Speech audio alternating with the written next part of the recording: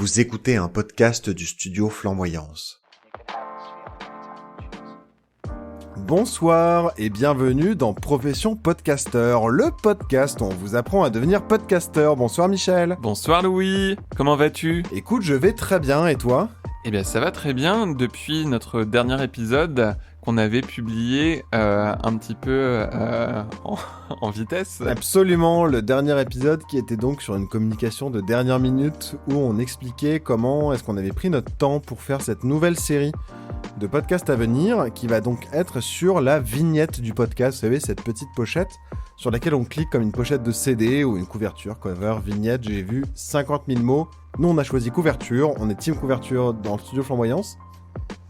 Et c'est très important parce qu'on juge un podcast à sa couverture. Wink wink. Ding, ding. Quoi qu'il en soit, on va commencer ce premier épisode par parler de la définition de son identité graphique globale, parce que c'est par là que ça va commencer. Effectivement, même si l'habit ne fait pas le moine, ce qui est la traduction française de « faut juger un livre sur sa couverture », que Michel a plagié.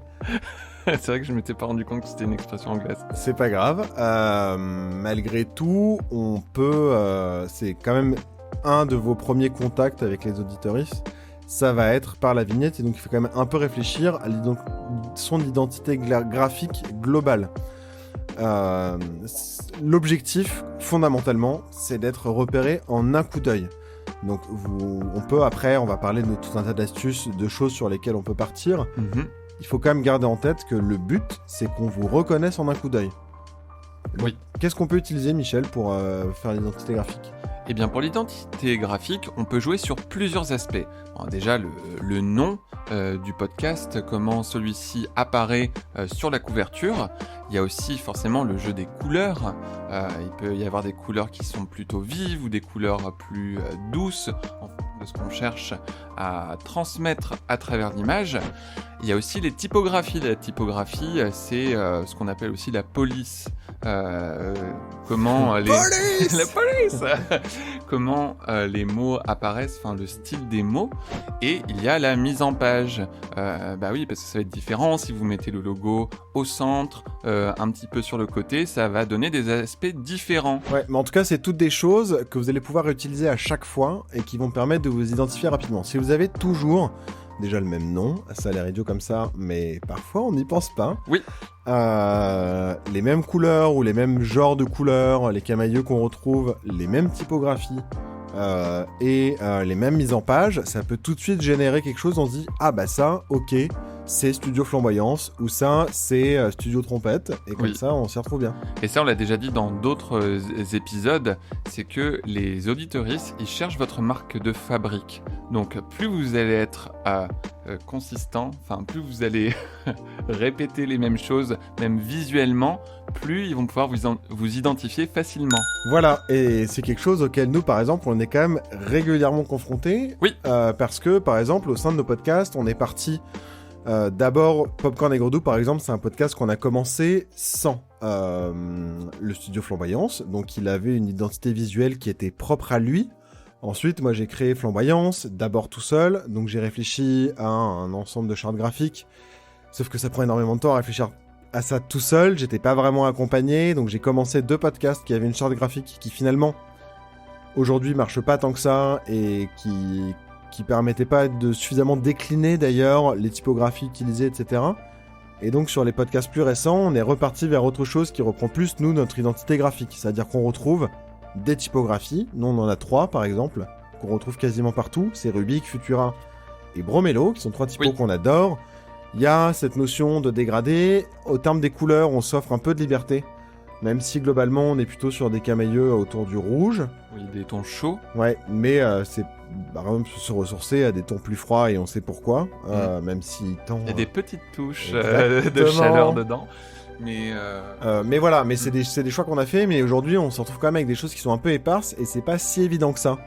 Quand on voit une pochette ou une couverture d'un épisode d'un podcast du studio Flamboyance, de savoir tout de suite que c'est le studio Flamboyance. Malgré l'apparition du logo d'ailleurs. Oui. Et c'est quelque chose sur lequel nous on se questionne et je pense qu'on va y revenir. Il y aura peut-être des belles surprises dans les semaines, mois à venir. C'est ça. Mais voilà. Et donc, en gros, pour rappel, donc le nom, il est important de trouver un nom qui est bien impactant et qui vous convienne bien. Donc là, comme d'habitude, on a déjà fait un podcast dessus. On conseille par exemple la méthode du brainstorming. Oui. Pour les couleurs, il y a un peu des règles quand même sur les couleurs. Alors vous pouvez trouver sur n'importe quel site internet toutes les règles, mais il y en a quand même quelques-unes un peu fondamentales. Oui, alors bon, c'est surtout les codes couleurs et leur signification, un petit peu dans l'inconscient, les émotions un peu auxquelles les couleurs sont associées. Alors déjà, le bleu, en général, c'est associé à la confiance. Ensuite, le rouge, c'est plutôt la passion. La passion, la vie, voire la dangerosité.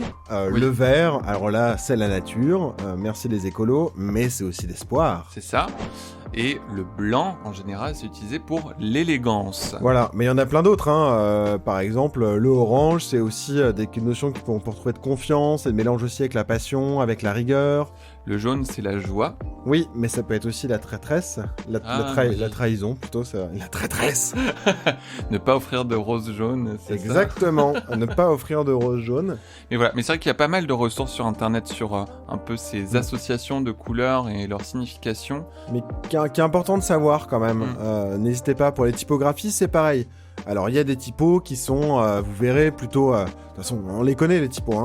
Genre Times New Roman, ça fait vraiment roman, journal d'investigation. Il y en a qui sont très carrés, il y en a qui sont au contraire très rondes. Il y en a juste une qui est interdite, c'est le comics en MS. Oui. Si vous l'utilisez, vous allez faire pleurer un graphiste. Ou papyrus. Mais Papyrus, ça, on a le droit. Comics en MS, le problème c'est qu'elle respecte pas les règles de la typographie. Ah ouais ? Ouais. Ah, je savais pas. Ouais, les lettres en fait font pas la même taille, etc. Et c'est pour ça que ça rend fou et ça peut créer des chevauchements de lettres, etc. Alors que Papyrus, bon, c'est ultra ringard, mais on ne vous juge pas parce que vous faites ce que vous voulez. C'est juste que comics en MS, je sais, moi j'ai des potes graphistes et l'autre jour je me baladais d'ailleurs, ça me fait rire, petite anecdote, à un festival d'art de rue, Ouais. pas très loin de Valenciennes, à Vieux-Condé, et super festival, et il y a une baraque à frites, genre food truck quoi, qui est là, et j'ai une copine qui fait genre non mais regarde, elle m'agrippe par le bras, et elle était genre non mais regarde, il y a du comics en MS partout sur le véhicule. Elle était ultra choquée. C'était hyper drôle. C'est marrant. Ouais. Mais oui, après pour les typographies, il y a aussi, on peut faire avec ou sans sérif. Sérif, c'est les espèces de petites pattes qui se rajoutent sur certaines lettres. Ça peut d'ailleurs rendre la typographie plus simple à lire pour des gens qui ont des problèmes de dyslexie quand elles sont sans sérif. Petit conseil. Ouais, non mais c'est vrai qu'en tout cas il faut aussi trouver une typographie qui corresponde bien à ce que vous voulez. C'est pour les enfants, c'est plutôt des typographies qui sont rondes, oui. Et ajouter évidemment des couleurs dans le titre. C'est un peu cliché mais en même temps ça fonctionne. Si c'est quelque chose de très sérieux, prenez plutôt une typographie sérieuse et qui est associée comme le Times New Roman ou Futura par exemple, Helvetica, etc. qui sont aussi des typographies qui sont très droites, qui font très sérieuses. Ouais. Et choisissez quelque chose qui représente l'identité de votre podcast et aussi votre identité à vous, parce que c'est votre marque personnelle en fait. Ouais. Et nous, c'est des questions vraiment qu'on s'est posées à chaque fois, de réfléchir à vraiment l'identité graphique pour savoir, ok, ce podcast Se Ressourcer par exemple, tu peux nous expliquer un peu peut-être comment toi t'as défini l'identité graphique globale du podcast, de l'émission ? Alors, Se Ressourcer, donc c'est un podcast sur le bien-être mental. Donc déjà, moi, la première chose à laquelle je pensais, c'était la couleur. Je voulais du bleu, parce que le bleu, donc je l'ai dit plus tôt, c'est la couleur de la confiance, mais c'est aussi une couleur qui évoque souvent le calme et qui est beaucoup utilisée dans les trucs liés à la santé mentale. Donc je voulais rester un petit peu dans cette cohérence vis-à-vis de la couleur. Ensuite, j'ai essayé différentes typographies, notamment Bromélo, et finalement je suis revenu sur quelque chose d'un petit peu plus carré, juste parce que je voulais que le titre se lise bien, qu'il soit très apparent.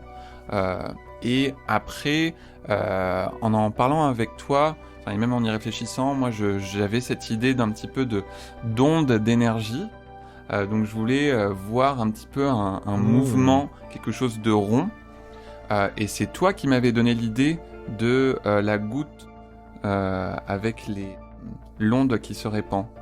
Et c'est comme ça qu'on a trouvé cette image, qu'on l'a retravaillée, et ça donne le résultat que vous pouvez retrouver donc en tapant se ressourcer, où il y a un peu un dégradé de bleu avec quelques touches un petit peu très légères de rouge et de jaune pour apporter un peu de chaleur, rappeler les couleurs de flamboyance, et donc l'aspect rond et rassurant, ça se retrouve dans l'onde. C'est vraiment intéressant. Et toi, au niveau de d'autres podcasts aussi pour lesquels tu as créé des pochettes, par exemple les Ailes du patrimoine.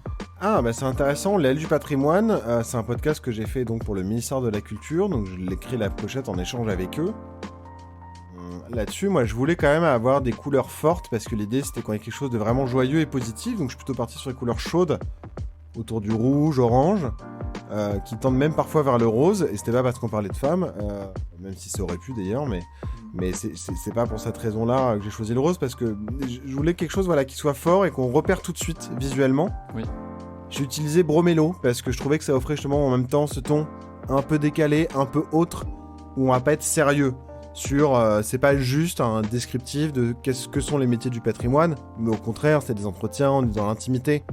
Ça donne un côté humain, Bromélo aussi, ouais. C'est un peu calligraphié. Je voulais une typographie qui reprenne ça. Après, on retrouve le logo de Flamboyance, le logo de la préfecture, le fameux dégradé qui aussi nous fait partie de notre identité graphique sur l'ensemble de nos podcasts. Il y a du dégradé partout, en diagonale d'ailleurs, c'est très précis, avec des angles précis, etc. Mais c'est quelque chose qu'on retrouve bien. Et puis, j'avais tenté à un moment donné d'y ajouter des petites vignettes, des petites images dessus, des images de loupe, etc. J'avais essayé des choses et le proposer pour voir si c'était parlant ou pas, et en fait elles ont préféré avoir une pochette qui soit plus sobre, et finalement je suis très content de ce que ça rend. Je trouve que ça rend les choses très, très agréables et très lisibles. Non, mais c'est une belle pochette. Je trouve qu'elle est simple, mais comme tu dis, on la remarque très rapidement,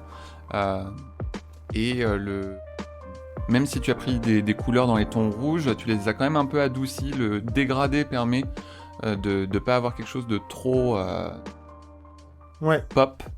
Mais voilà, c'est un peu comme ça qu'on a fait notre chemin. Est-ce que ce serait l'heure de notre petit résumé ? Mais oui. Alors du coup, l'identité visuelle, ça doit vous permettre d'être identifié en un coup d'œil. On peut jouer sur plusieurs aspects. Le nom, les couleurs, la typographie, la mise en page, etc. Petit rappel du code couleur, le bleu c'est la confiance, le rouge c'est la passion, le vert c'est l'espoir, alors que le blanc c'est l'élégance. Si jamais vous voulez avoir d'ailleurs d'autres indications de couleurs, tapez juste signification des couleurs sur internet, vous trouverez tout ce qu'il faut. Et pour créer votre identité graphique, utilisez des logiciels. Alors si vous en avez déjà un, c'est super, mais sinon il y a toujours des ressources gratuites comme Canva qui est gratuit. Il y a aussi des solutions libres de droit comme Inkscape ou GIMP. Voilà, c'est tout pour le moment. On se retrouve la semaine prochaine pour un épisode sur les règles formelles de la vignette. Donc là on va rentrer dans une phase un peu moins sympa, mais qui est nécessaire pour pas faire d'erreur. Voilà.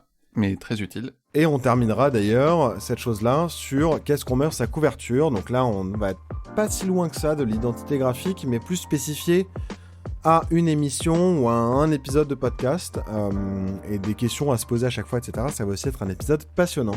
Oui. Merci d'avoir suivi. Michel, on se retrouve la semaine prochaine. À la semaine prochaine, cher Louis. Ciao, bye bye. Bye.